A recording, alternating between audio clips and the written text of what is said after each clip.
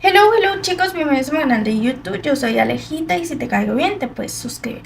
El día de hoy estamos en la zona misteriosa más maquillaje y vamos a comenzar contando la historia de una de las sectas más peligrosas del mundo, como lo es la Luz del Mundo. Así que comencemos con esta intrigante historia. Primero comencemos con un escrito que me llamó bastante la atención, y es que la ignorancia y el fanatismo en conjunto son demasiado peligrosas. Esto tiene mucha razón porque al ser uno fanática de una persona, o en realidad llamarlo fan, pierde mucho la coherencia y la inteligencia humana, tratando nada más de satisfacer los deseos de una persona aparentemente mejor que nosotros mismos. La secta se determina como un grupo religioso que se aparta de la doctrina que se considera ortodoxa, y también como una comunidad cerrada de carácter espiritual guiada por un líder que ejerce un poder carismático sobre sus adeptos. La Luz del Mundo fue fundada por Eusebio Joaquín González, quien nació en 1896 bajo el seno de una familia bastante humilde y de escasos recursos. Él nació en Jalisco, Coatlán. Durante la Revolución Mexicana, él participó en la guerra y luchó con el ejército constitucionalista desde 1915 hasta 1921. En esa época, él solamente fue una persona que, estaba en el tema de la guerra, en la parte de la Revolución Mexicana, y no tenía una vida muy, diferente a lo que ya dijimos. En 1926, mientras trabajaba para el ejército y servía en Coahuila, tuvo su primer encuentro y acercamiento con una fe cristianista. Y esto surgió porque conoció a unos ministros que servían a una iglesia apostólica de la fe en Cristo Jesús. En ese momento él decidió salirse de todo lo que tenía que ver con el ejército y se fue a Monterrey junto con su esposa Elisa Flores. En ese momento él comenzó a pertenecer más a esta iglesia cristiana hasta el 6 de octubre de 1926, donde él relata y asegura tener lo que sería su primer revelación.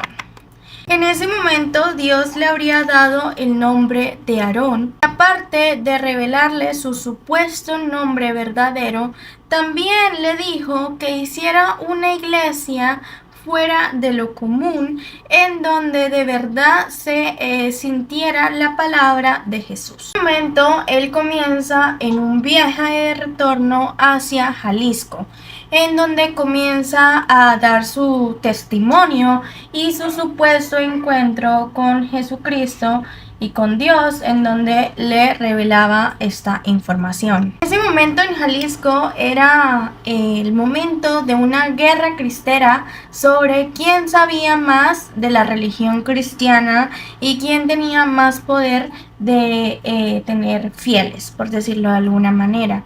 Así es como él da todos estos testimonios y comienza a tener varios fieles. En este momento eran personas que tenían escasos recursos y que de alguna u otra manera todo esto que les decía era algo alentador para ellos.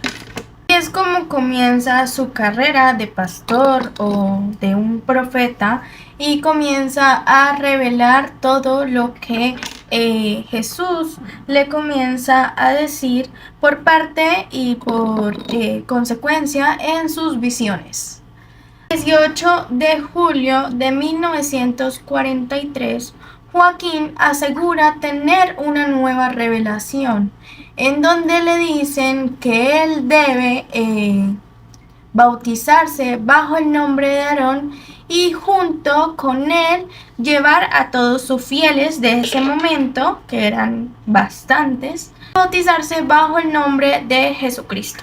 Momento, debido a que tenía de verdad una manera de envolver a las personas con sus historias y con sus supuestas revelaciones, El actual en ese momento gobernador de Jalisco le ofrece 14 hectáreas para que comience allí lo que sería su templo.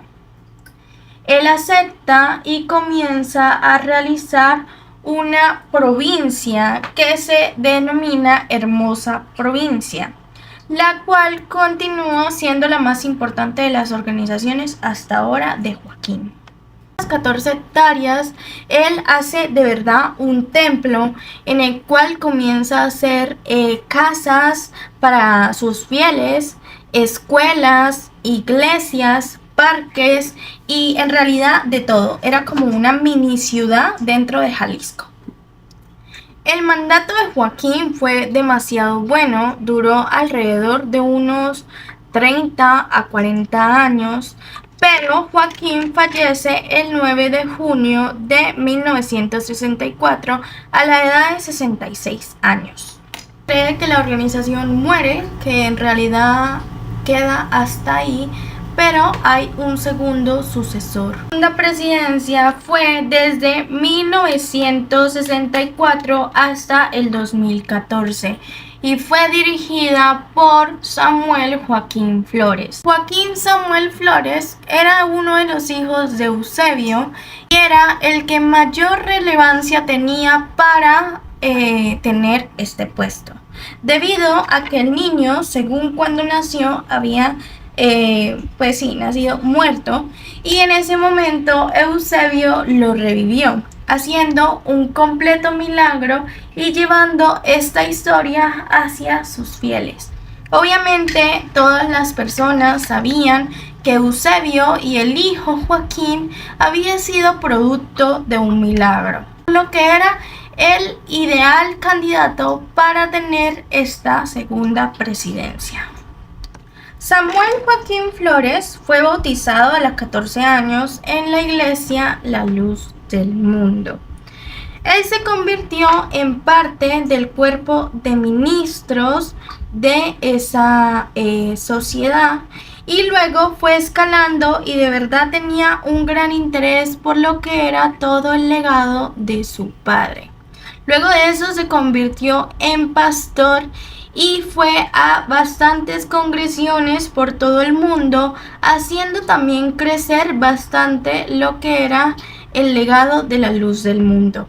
Joaquín en ese momento llega con ideas nuevas, ideas que no tenía su padre Eusebio, y en vez de dañar la organización, lo que hace es expandirla por todo el mundo, llegando a fieles de 28 países y comenzando con el bautizo de unos 5 millones aproximadamente de personas, quienes comenzaron a creer más en todo lo que era la iglesia de la luz del mundo. Joaquín, al igual que su padre, también tenía muchas revelaciones. Una de las más importantes fue el sueño o la visión que tuvo en Veracruz. Dios le decía que era un ángel. Él se determinaba para esta organización como uno de los apóstoles y también como un ángel del Apocalipsis. En este momento, los fieles que seguían la luz del mundo ya tenían una doctrina muy fuerte y toda su vida y su entorno giraba en base a esta organización. En el momento en que hubo esta segunda presidencia, los fieles de esta comunidad tenían muy claro que la luz del mundo era una bendición, y es que literalmente hubieron muchísimas personas que nacieron dentro de esta doctrina y fueron formados desde muy chiquitos a ir a estas iglesias, y lo único que conocían era este mundo. Y es que la doctrina del mundo no solo se basaba en Jalisco, sino que ya tenía sedes internacionales en todo el mundo, creciendo su organización y el legado de Eusebio. La tercera presidencia se dio cuando Joaquín muere y agarra el otro sucesor en el año 2014. Este sucesor sería Nazón Joaquín García, que nació el 7 de mayo de 1969 en Guadalajara, Jalisco.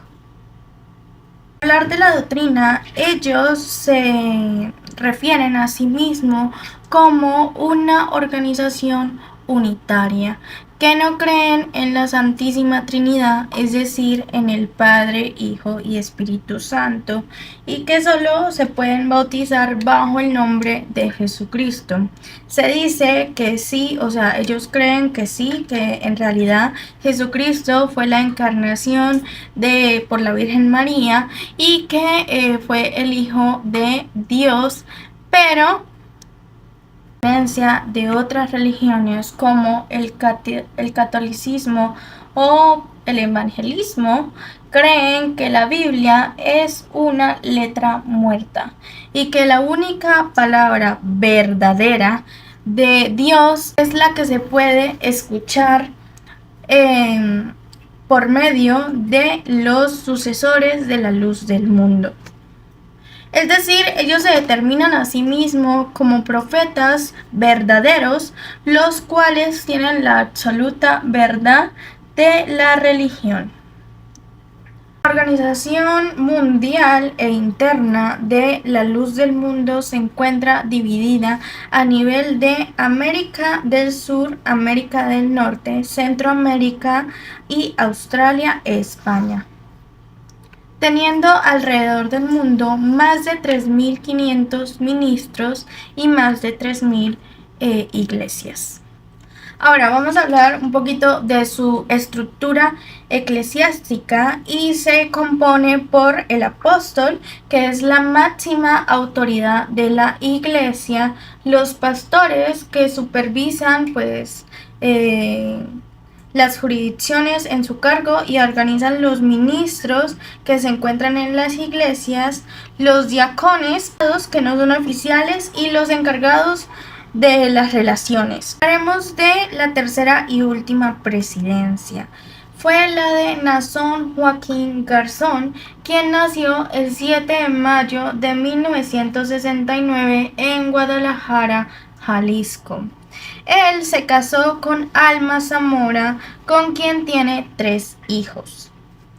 Esta última revelación o esta última presidencia fue una de las más polémicas de esta iglesia, y por la cual se desató todo lo enfermizo de esta iglesia y de esta organización. Joaquín Nazón era el ministro de una de las iglesias de la Luz del Mundo en California. Anteriormente también había pertenecido a lo que sería el ministerio de una de las iglesias en Arizona, y también tenía, muchas como organizaciones por allí. Él era una persona bastante importante en lo que tenía que ver con la luz del mundo, y también al ser uno de los hijos del anterior sucesor, era bastante importante para la organización, por lo cual cuando muere su padre, él se designa como el nuevo presidente. El 4 de junio del 2019, el actual líder de la iglesia, Nazón Mareri Joaquín García, fue detenido en uno de los aeropuertos de Los Ángeles. Este fue detenido por tráfico sexual, abuso a menores de edad, abuso de su poder, y también por tráfico de personas y por pornografía infantil. En ese momento hubo un revolú en todo lo que tenía que ver en la organización y en la iglesia, pues muchos de sus fieles, a pesar de que salió toda esta noticia y que en realidad fue condenado a 16 años de prisión por todos los testimonios de niñas y de mujeres que habían sido sometidas como esclavas sexuales, y además de eso les dañaron su juventud y su infancia a muchos de estos Algunos de sus otros fieles, de sus múltiples fieles, no creían estas aberracidades y creían ciegamente que esto había sido un plan de alguien más para poder atacar a la luz del mundo. Y es que hasta actualmente salen personas diciendo que esto es una completa mentira, que ellos eran parte de la luz del mundo y que nunca vieron nada así y que solo son patrañas. Esto demuestra una vez más el gran abuso mental y el control que tenían tan grande contra todas estas personas. Ahora, así es como más tarde Eusebio reconocería que efectivamente el hijo que había tenido esta mujer era de él, quien lo registró como su hijo y pues de una u otra manera aceptó lo que había cometido contra esta adolescente. Desde este momento y cuando el hijo de Eusebio creció, él huyó de las garras de esta conferencia debido a que temía que le hicieran algún daño. Pero hacia atrás, porque Naasón no había sido el único quien había cometido estas aberracidades en la iglesia de la luz del mundo, sino que el 26 de diciembre de 1942, Guadalupe Avelar, una joven de 13 años, acusó a Eusebio Joaquín de abusar sexualmente de ella, la cual posteriormente a este abuso quedó embarazada y tenía un hijo de su agresor sexual. Pero aquí no terminó el abuso y las historias aberrantes. Pues entre 1997 y 1998, Moisés Padilla, joven miembro disidente de la luz del mundo, fue entrevistado por varios antropólogos y psicólogos de América Latina. Entre otros testimonios, dio una descripción detallada de una ocasión en la que, siendo menor de edad, fue drogado y víctima de abuso sexual por parte de Samuel Joaquín Flores. Poco después, según Los Angeles Times, Padilla fue secuestrado y apuñalado más de 57 veces. Lo más absurdo e increíble es que no pese a toda la cantidad de abusos psicológicos y del control mental tan grande que tenía estos supuestos líderes, a todos estos discípulos y personas que lo seguían, no solo tenían ese control, sino que eran resguardados por personas más grandes de la política del mundo, quienes les encubrían sus delitos y sus crímenes. En 1997, un grupo de mujeres presentó acusaciones de haber sido violadas por Joaquín Flores, después de iniciar una investigación formal por el Departamento del Estado sobre Libertad Religiosa y la fiscal estatal. Las autoridades mexicanas afirmaron que debido a que los hechos ocurrieron hace mucho tiempo, 20 años por ser exactos, para un reporte inicial improbable que el caso se llevara a juicio. Los investigadores concluyeron que los recursos sin hechos políticos explican la impunidad de los abusos sexuales y la violación de derechos humanos. Determina que Nasir no era el único quien cometía estos actos benevolentes contra mujeres y niños, sino que sus dos antecesores también eran los responsables del dolor y el sufrimiento de muchas víctimas. A mi opinión, hay muchos culpables, debido a que las personas quienes eran los responsables de todos estos niños y mujeres abusadas también tuvieron un cargo de responsabilidad. Al querer doctrinar a sus hijos con una religión bastante falsa que prometía cosas que no eran ciertas. Al caer en su manipulación mental y en todos estos juegos macabrosos, también fueron parte de esta organización y hicieron que muchos de estos grandes líderes se aprovecharan de sus hijos simplemente por seguir una fanaticada masa. Nos damos cuenta de lo manipulable que es el ser humano y de caer en todas estas tendencias que son completamente falsas. Para mí, todas las doctrinas y religiones es para manipular y lavarte el cerebro literalmente. Que sí creo en Dios y voy a una iglesia que es el catolicismo, creo fervientemente que muchas de estas organizaciones solo se lucran de las personas más vulnerables, dándose a aprovechar de las personas que se encuentran en una mala situación financiera y que buscan, una situación financiera, una situación de salud, una pérdida emocional bastante fuerte, como es la muerte de un familiar bastante cercano. Lo que hacen estas sectas y estas religiones es acercarse en su momento más vulnerable para así lograr que estas personas entren en su religión y crear no solo fieles, sino personas que de verdad estén con ellos.